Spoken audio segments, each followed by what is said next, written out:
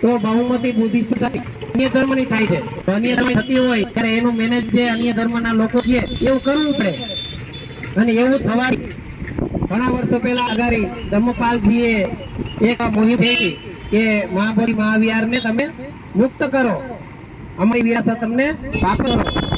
ત્યાર પછી વંદનીય ભંતે સુરેશ સસિયા સમય લગી આ આંદોલન લાવ્યું અને અત્યારે ભજંત આપણા પ્રજ્ઞાશીલ મહાથેરો એટલા બધા છેલ્લા 19 દિવસ ત્યાં અનશન પર બેઠા છે.